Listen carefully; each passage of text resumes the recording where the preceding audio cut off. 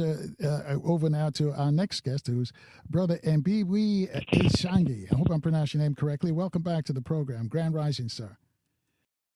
It's Rising, brother. And it's M'Bwebe. How you doing? I'm still learning. So absolutely, as we are. Learn some stuff from you, because you've got a new book out, 2048. And, before we get into the book, though, you think we need some more writers who look like us on the planet? Oh, man, absolutely. I'm a big advocate of being the vanguard of our story. And I think now more than ever is there a need for more writers, simply because our story needs to be translated to the next generation. And also with this technology, it needs to be put in a database. If you are familiar with your chat GPTs and things of that nature, these LLMs, these large language models, they receive information from the internet. So if we want to talk about our story, or someone wants to put in a prompt to find out about our story, they're going to pull from what's from the internet. And if we're not the ones telling that story, then they're going to get a biased view. And that's not going to do us any good in regards to us holding on to our history and our legacy. That's an excellent point. So how do we do that, though? I think the biggest part is understanding that, I'm an advocate for history, knowing who we are. But then as an artist, there is a piece of us that needs to figure out how we can do this more on an artistic level. So for me, it's, writing this latest book. I've written 8 to date. This is my 8th one, but this is my first one that is dealing with fiction. So I actually feel like folks are more prone to want to read something that is fiction than nonfiction. But as an advocate for history and it being told correctly, I think that we need to kind of merge or kind of morph the two together so that we are actually weaving truth in with fantasy. And how does that relate to with AI, artificial intelligence? Can we just because you can just put a subject and just put some contents that you want in a particular book and they'll do it for you. So how's that going to help us? I think the biggest part is that a lot of us see AI as that way. It's okay. Well, I don't really have to do anything. I don't have to be creative at all. I could just put in something and it'll do it for me. However, AI is still learning. And if we are not the ones as the bestowers of our story putting out correct information, then again, that information that it's pulling from is going to be pulled from some other source. And no one can tell our story better than we can. So I think as creative and as I say, vanguards of our story, it's important that we do tell our story. We do it in written format, in audio, in other ways, in movies, or whatever way that we can, because the technology is enabling us to convey it in different ways now. And we have, generations that we need to be thinking forward for. Because as technology becomes more and more available and accessible, so will, I think, people's attention levels in regards to being able to even receive and or even create. So I think the biggest part for us is to look into using AI as a tool, not as the go-to, but to actually teach AI on how to tell our story correctly. All right, family, 10 after the top of the red. Brother M'Bwebe, I hope I'm pronouncing your name. Correct me if M'Bwebe. I don't. M'Bwebe. M'Bwebe. Like yes. M'Bwebe. Yes, sir. I don't like mispronouncing folks' name. But anyway, how can we get our young people involved in this? Because they're the ones who are usually around the new media. Yeah, that's the part that I am an advocate for, is that everyone has a voice. And if we think about the way technology has evolved, prior to your YouTubes or even social media, if you wanted to get something out, you probably had to be discovered by someone, right? You probably had to have an agent. If you wanted to create any type of video, you had to have a budget. You had to have all of these things before you could even begin telling your story. Technology has now made it accessible for you to do it practically with just sweat equity, just putting in time. If you know how to do the technology, then you can do it yourself. So the thing that I feel with youth is they have stories themselves. They have experiences themselves.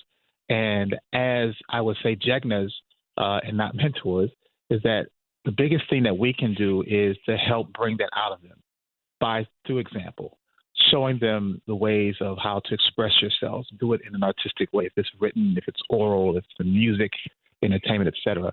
But the point is that we should as those that are these creators, these artistic creators, it is our obligation to both bring in the history of our culture, as I mentioned, but then also bring in the responsibility as a scribe to not only tell your story, but to do it in the realms of thinking not for it to be received just for today, but how will it be received 50 years from now? We are the chronicles.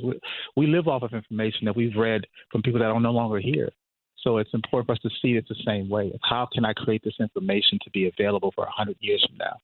That's the part that by reaching to the youth and getting them involved, understanding their role, their level of contribution is so vital that as Brother Anthony Browder will talk about their Transition 13, where we don't want to get into a point where we forget that we've forgotten.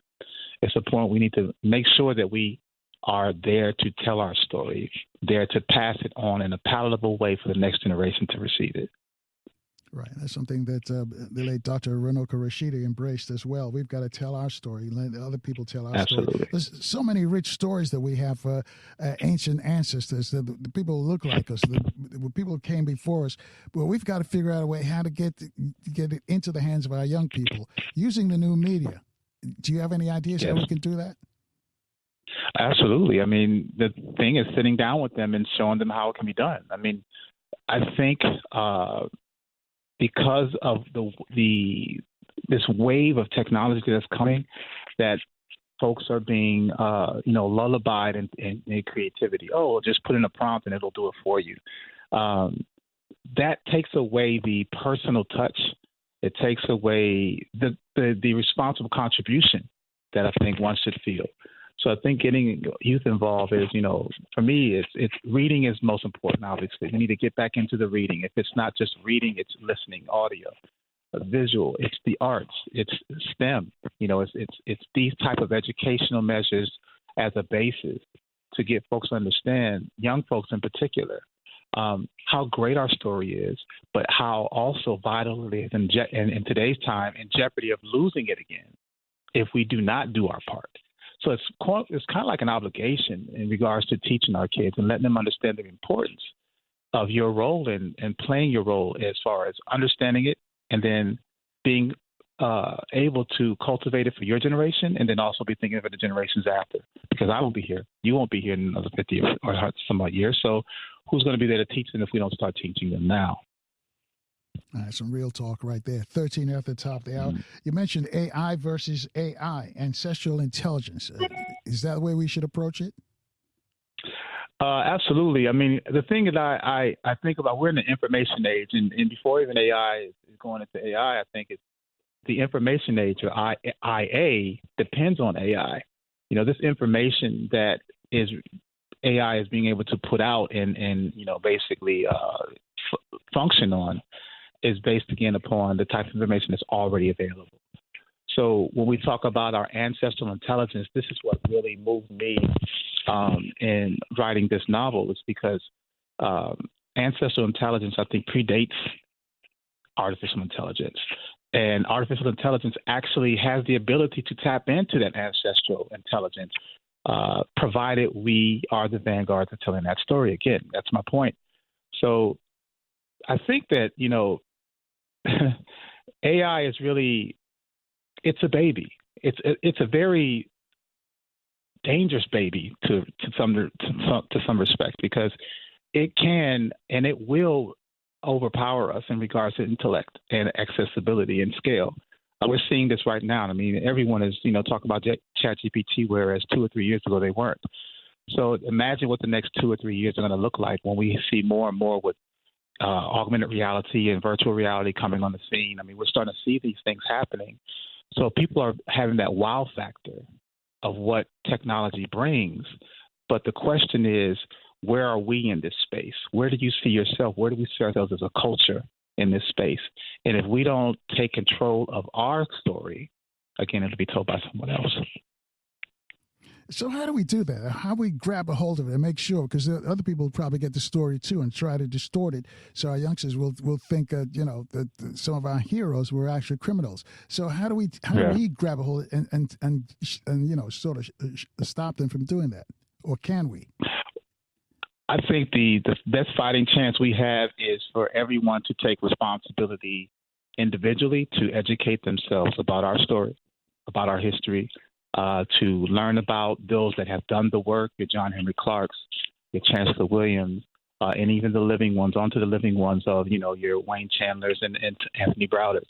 The point is that if we are not, our focus should be about understanding that story about us that made us who we are, so that, and I'll even dare say, throw in your Octavia Butlers, because Afrofuturism and technology has always been part of our story, and that's what I think fantasy or fiction allows you to now do. That it allows you to not just be inundated with historical dates and things that some folks may find as boring, but then now you can fuse in fantasy, you can fuse in metaphysics, you can fuse in all these other components of art that makes us who we are as a people and make it more attractive. And I think that's what allows that will target that younger demographic, even the older demographic.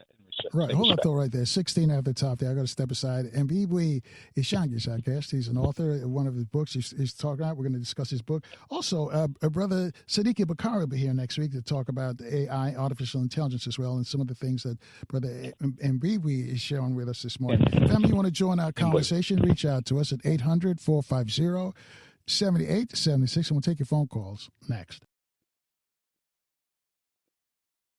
And Grand Rising family, thanks for rolling with us on this Thursday morning with our guest. He's an author, M'Bwebe. I got the question for you.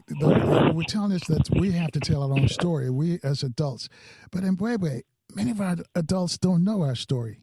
So how can they tell it to the children?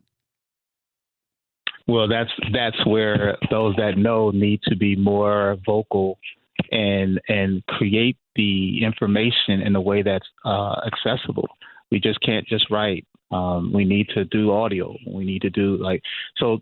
It's again, I think it's a call of arms. If you would think about Akko Ben, is that there's a call of arms for scribes to come forth with the information and bring it to the people. Now, you also have to, as you mentioned, convince people to learn, to want to be exposed to certain things. And I understand, us being under the spell of the rat race psychosis, we feel we don't have the time to learn about our things because we're too busy working and trying to pay bills and everything. I understand that part. That is a challenge, but at the same time, when is it that we get to a point where we're tired of being, in the audience on the sideline watching things happen in the world? We know more information now, have access to more information now than we ever have, and yet it seems like it can be information overload because we feel like it's just too much that we don't want to deal with it at all. But I think there's a certain level of responsibility, or if you don't do anything, that whatever happens in the world, you can't blame. And, Jim Rohn had said this thing. I quote this all the time. Jim Rohn had said that if you don't design your own life plan, chances are you'll fall into someone else's plan. And guess what they have planned for you? Not much. So I think as adults that are not, aware of our story, it is your responsibility to become aware. And there's no excuse. You can't say that I'm too tired or, I was unaware. You have the access in your hand every day. We flip through the phone every day looking at information out. What type are you looking for? So I think it's the onus of the reader or the audience that wants to know about our story, but it's also, as creators, we need to create more. I think we need to, really do there's a great need for us to put more information of our story out there, and again, in different measures, not just books, but in other forms of technology that people can receive this information. Again, if not, then, this information can get lost and forgotten. Yeah, but let me jump in here, and baby, how do you know what you don't know? You don't know what you don't know. So. I think the best thing is what's that? There's a principle is if you want to study the known, unknown, study the known. And that's a principle, one of the mob principles, is that we understand that we do know what's going on in the world.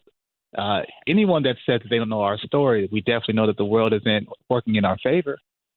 So even starting there, and this is actually what prompted me to write the book before I wrote this book, From Railroads to Robots, talking about the oligarchs and the monopolies and how the mindset has been that we have been had this docility in our minds to do things for ourselves. We just accept what's given to us. in our core, we all know that things aren't right. So the question is, what do you intend to do about it? So I really don't believe that there's a time for excuses. It's a matter of whether you accept what's happening, and if you do accept what's happening, then you can't complain about what you receive. But if you do want to change something, then it takes the courage, and it's not even courage, it's just living. It's wanting to do better for yourselves, to want to do better for your family and your community. So I think it's beyond the whole point of I don't know and I don't know how to figure out how to know. In this respect, go on to ChatGPT and ask, well, what is African history? If you really need to do that, or what, give me some folks that have written about African history. Give me some authors, give me some books. The information is available. It's just a matter of you going and applying yourself. Yeah, but let me share something with you, M'Bwebe. We've had people call up, and whenever we talk about history, when it would be a Tony Browder or Dr. Ben or Dr. Clark, or when they were here, and people say, well, what can I do with this? How is that going to get me on the metro? What would your response be? I think that we're looking for that silver bullet solution, and it's a mental deprogramming or an unlearning that one must go through in order to understand, the reason, the way things are. And it's, again, as a writer, this is why I write books about these specific things. There's a mental psychosis that we need to unlearn. How do we become so docile in our thoughts?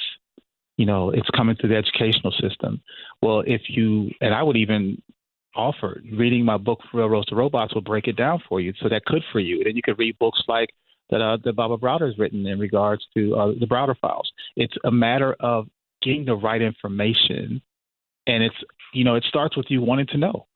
If you don't want to know, then you won't know. If you want to know and you apply yourself, that's the best thing I can say. I mean, for each individual, I can't say there's one specific way to do it other than going out and finding it. It's available. It's there. And if you need a source, I'd be happy to be that source as that starting point. All right. 25 away from the top. Our brother M'Bwebe is our guest, and we got some folks who want to talk to you at 800-450-7876. Bob's out in Buffalo. He's on line 2. Grand Rising, Bob. You're on with brother M'Bwebe. Yes, sir. Blessed love, family. A couple of things the brother said triggered something in me to call in. One is the idea of AI, and he mentioned the idea of IA, which is a different flip on the whole process. And he mentioned something about STEM, STEM. I was wondering what he thinks about STEAM, STEAM, adding arts to the whole process. And the question about how does it help to get on the on the bus or on the railroad. Brother has a story. He says, if you leave your house in the morning, you don't know where you're going. How do you know when you get there? We all have a story to tell, and that story, that testimony is something that is valuable for other people. So we all need to tell our story. We don't need to know the history always of everything that happened, but we need to tell our story. So I was wondering what the brother thinks of STEAM, adding the arts to STEM. And can you explain more the IA as opposed to the AI? Thank you, brother. Yes, thank you, Brother Ashe. Yes, so definitely in regards to STEAM, I actually prefer STEAM. A is a very important part. I actually teach STEM and STEAM, and A, arts is the biggest part of it. I also add astronomy and astrology. There's so many other acronyms that we could use A for it as well as the other letters. But that's the part that is very vital, the artistic component of our creativity. We are all artists. You don't have to be a singer or rapper or thing to be considered an artist. If you're a creator, you're an artist. You can create something. So that's one of the things I feel is a good way to reach all age groups, not just our youth, but, even elders, to understand that when we were kids, we had some creativity. We knew how to just create some out of our imagination. Tapping back into that is a core to our greatness. So I think that's very key. And in regards to the information age, IA, as we're in the age of Aquarius. And this is where we can see that in the last, I would say, since the age of Aquarius has begun, we've seen this overflow of information being available, not just through the internet, but also through social media. When people are on social media, you can tell when you're seeing people, if you're walking out in the street, you can see more people that have their eyes locked on their phone, looking down, walking, opposed to looking up or looking at other people around them. We're constantly being inundated with information on that phone. So this information age can dictate how you live your life. If you are into a lot of chaos and nonsense, your algorithm is going to show that in your feed. If you are into something that is holistic, that is positive, and things of that nature, same thing. So we can train our algorithms.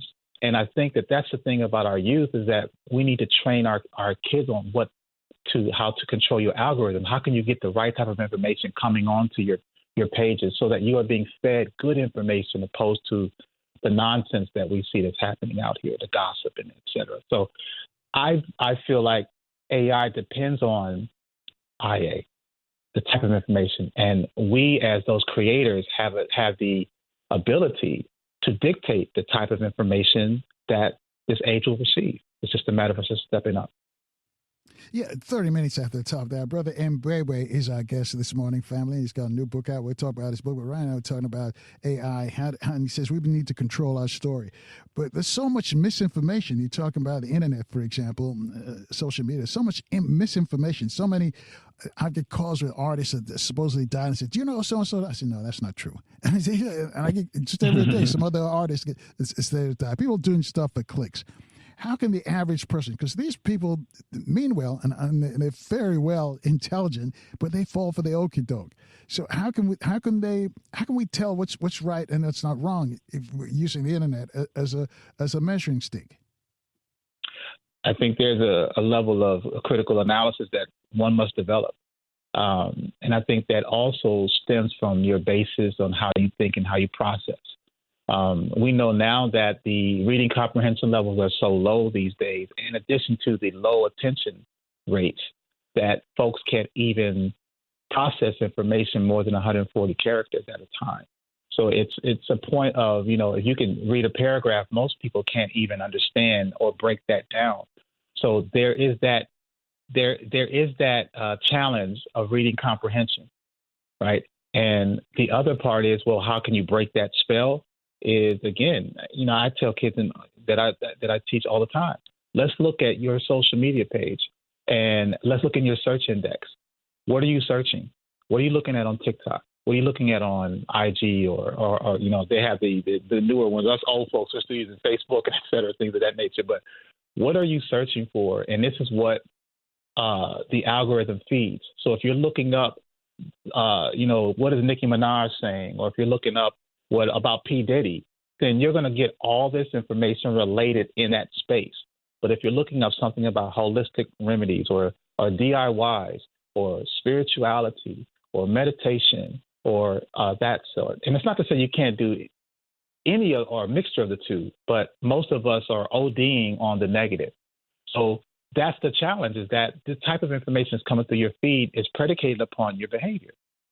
So if you are allowing let me jump in here for a second. But so many of our people have a proclivity for negativity. I don't know what it is. It's just they just like anything that's just if it's pure, they don't want to hear about it. But if something negative that somebody said or done or they think, they relish that kind of stuff. So many people in our community do that. I don't know if it's part of our programming. Their programming, they haven't been deprogrammed.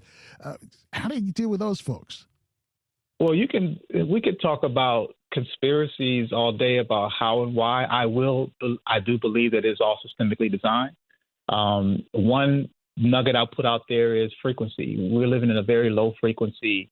The times of the day are very low in frequency. And I think part of that is because, for instance, there's been a study where I can't remember exactly what era that was. I think it was just over a century ago, where they removed a lot of the bells in major cities. The bells that you would hear from the church bells would be a way of breaking off negative energy.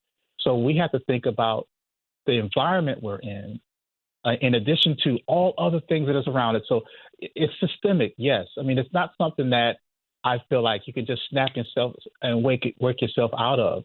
It's taking an assessment of what you have been consuming, both food, water, exposure, as far as what you're watching, what you're hearing.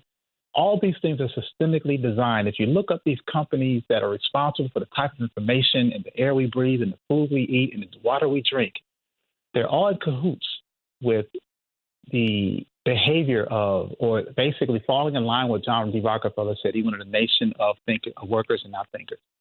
So we're seeing the benefits of his crazy work that he's done over a century ago manifested even today. So breaking out of this spell, I don't think that it's going to be something that we can all break out or wake up out of overnight.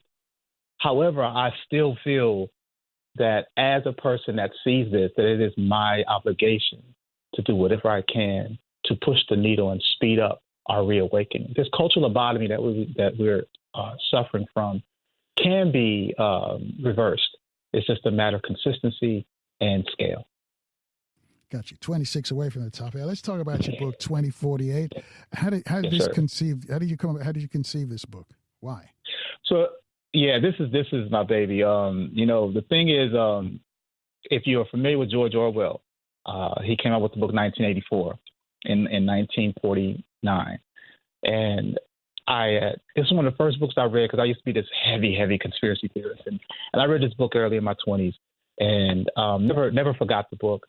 But I later learned that the book was originally titled 1948, and he changed the title to 1984 for a couple of reasons. One is what my theory is, that pretty much that had he kept it at 1948 during 1948, people weren't really in the mindset of conspiracies as of yet, as it is today. There were more people that trusted the government, that didn't believe in shadow governments or espionage on American soil as we do today. So I'm not sure that he would have been able to convince folks so much that it was happening at that time, although it was. But I also know that he changed the title to 1984 because he was giving people a notice. Look, this is what's happening, and if we don't do anything in 1984, we're going to start seeing these things, so to speak, in that era. And lo and behold, we are seeing this now. So that as the root, when I was writing From Railroads to Robots and understanding the Second Industrial Revolution of your John Rockefellers, your J.P. Morgans, and your Carnegie and Andrew Carnegies, and their oligarchy of controlling the masses through their wealth of oil, steel, et cetera, that they wanted to control the world. They wanted to control how people could think. And then I realized, well, we have some of those oligarchs today. We have your Bill Gates, we have your Elon Musk, you have your Jeff Bezos, et cetera. So I did a comparison with that book. But as I was writing that book, 2048 just came to me. It was like a download from the ancestors. And it was like, you need to write this book speaking about what the world will look like in the next, not century, but 20 years from now, pretty much, 22 years from now. What will things be like as we see this growing of technology? And that created this story, making me realize I can tell history through fantasy. So that made me have the idea of doing a novel and writing this book in a way that we actually can include some heroes and heroes in how a family from Brooklyn basically was able to ancestrally connect with a family in Kigali, Rwanda, was a sovereign city that wasn't caught under the auspices of the control of Big Brother, and be able to fight one of the villains being called BB48, short for Big Brother 2048. Wow. Hold that though right there. We got to check the news and traffic and weather in different cities when we come back. I want to get into more than 2048. That's the title of your book. He says it's a novel. It's fiction. But we want to hear from what's your thoughts. What do you think the world will be like in 2048? Family, you too can join this conversation with our guest, Brother M'Bwebe. Reach out to us at 800-450-7876, and we'll take your phone calls after we check the news, traffic, and weather. That's next. Of the hour on this Thursday morning with our guest, Brother M'Bwebe.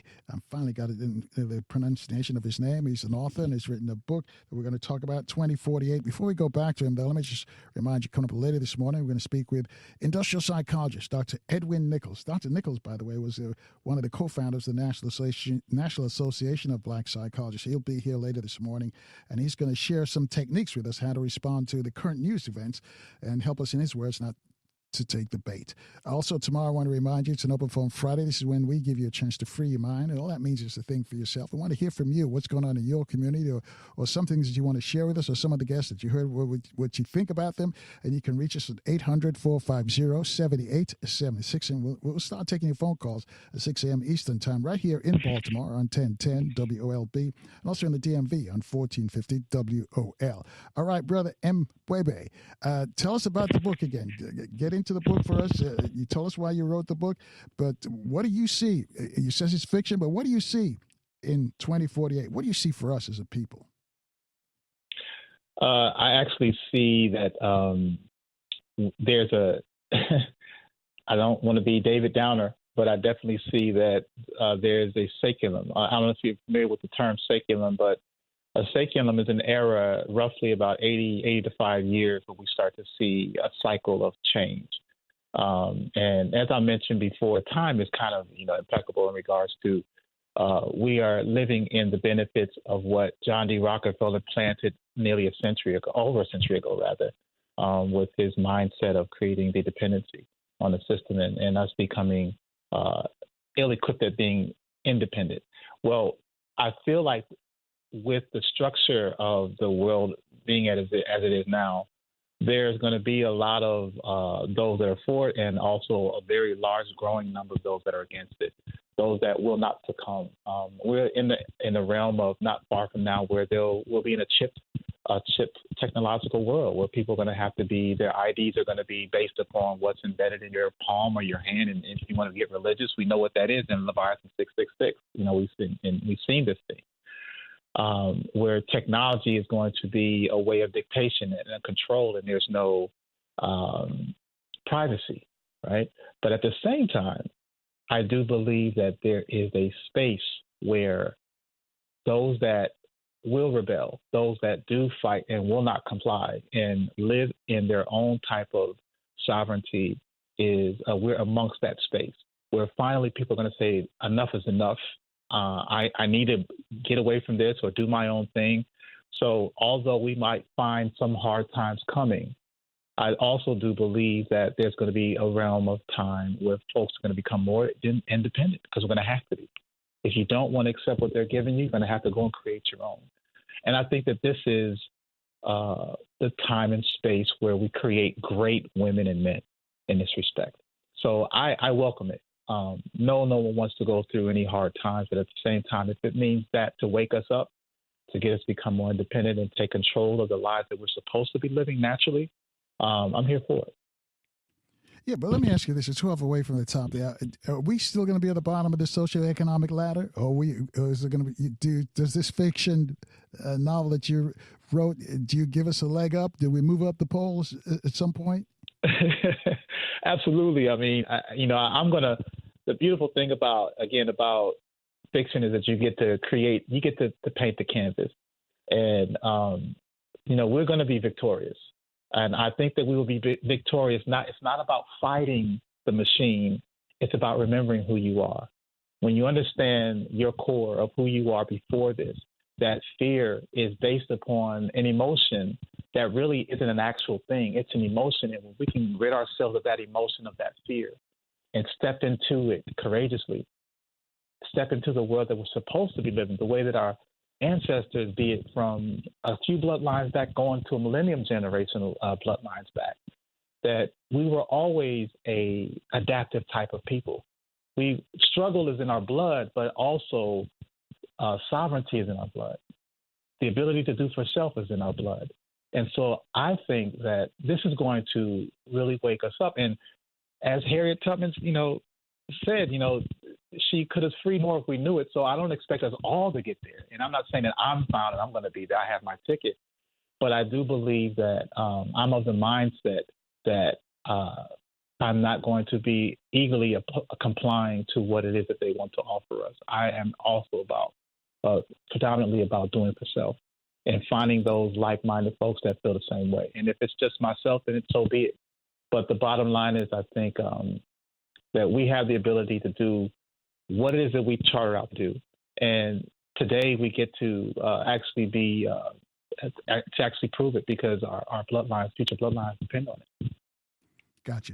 And we got some calls, people wondering how to spell your name and where to get your book. We'll do that before you leave, Brother M'Bwebe. Okay. But I got to ask you this, though. A lot of times it seems some of us, some people, just by sitting here in front of this microphone, some people are waiting for a leader. We've always, whether it be a Malcolm or Marcus or Martin or Farrakhan or somebody else to come out and lead us as a people. In your book, do you identify a leader? If so, because right now, if your book comes to fruition, that leader's probably a child right now, and maybe taking us to the quote unquote the promised land, wherever that is. So, do you identify a leader in the book?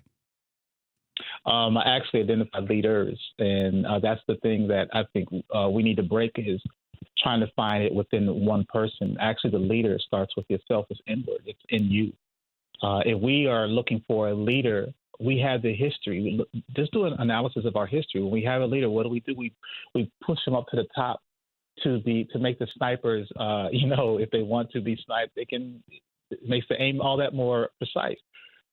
If we operate in the respect of Ubuntu, and that out of many are one, we are all part of this bigger thing.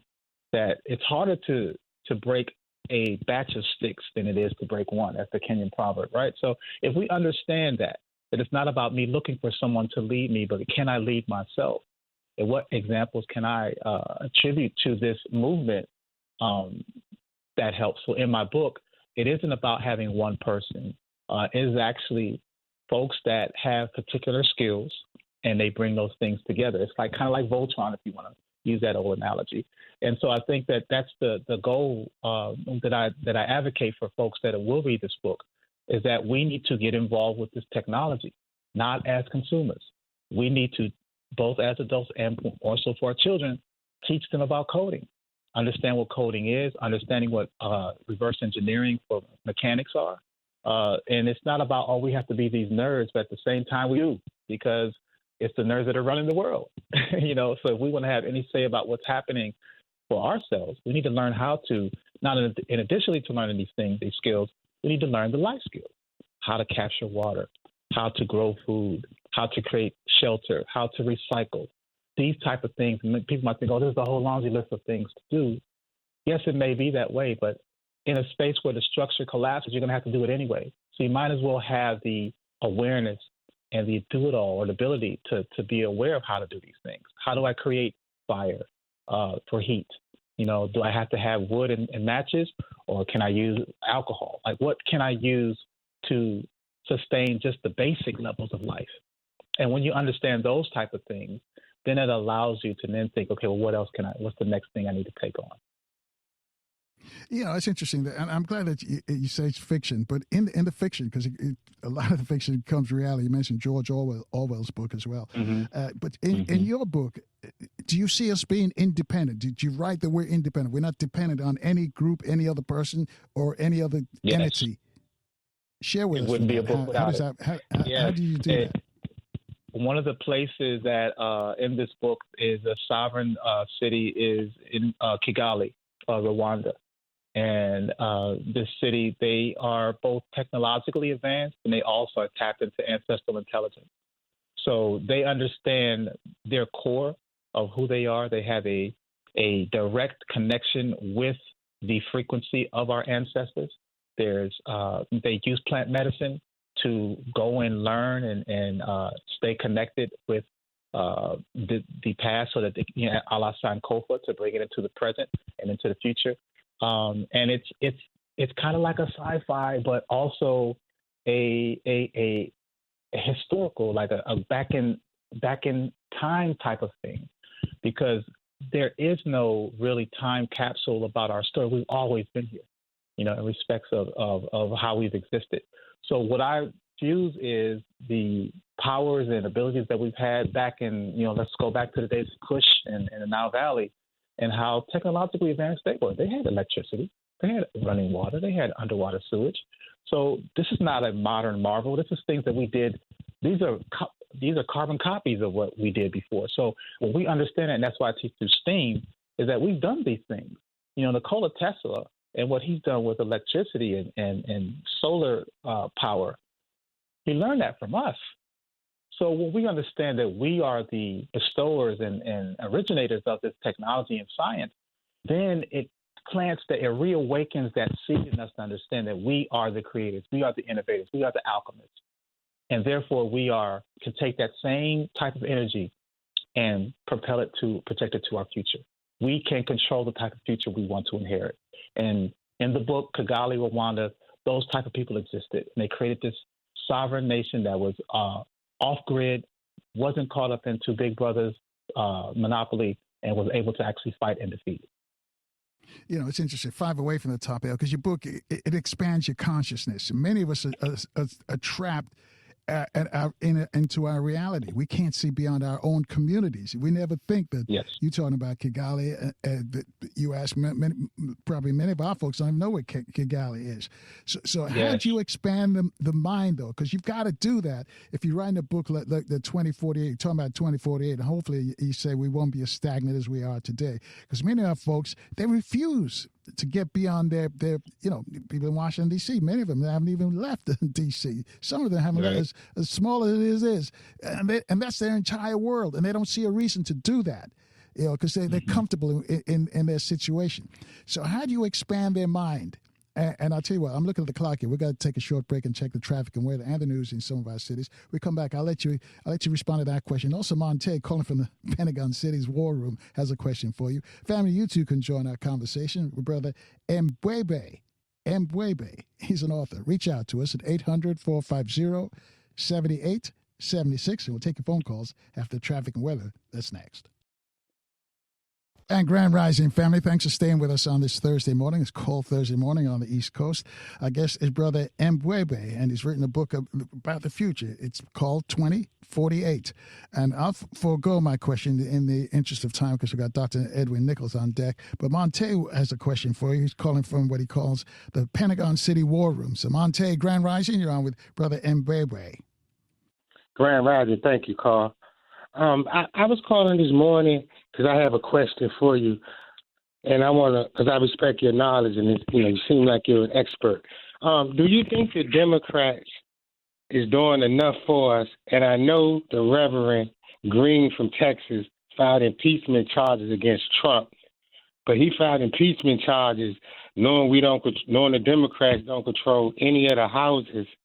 And basically knowing the outcome was going to be nothing. I just want to know, do you feel like the Democrats right now are doing enough to help black people towards the future? Or are the Democrats just there so we can have a buffer so we don't go full, strike or rebellion against the government? It seems like they just there as a buffer, to calm us down.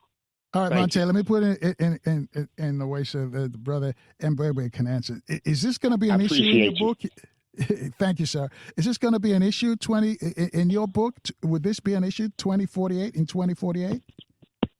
The political regime to me is going to be changed in 2048 because when we look at the technology and where it's going, I mean, I really don't see as much, maybe not so much in 2040, but definitely that next century. I mean, folks are not going to have as much control. Those innovators of this technology, for some reason, they think they can harness it. And we've seen it in movies like Terminator where they thought they could control these things.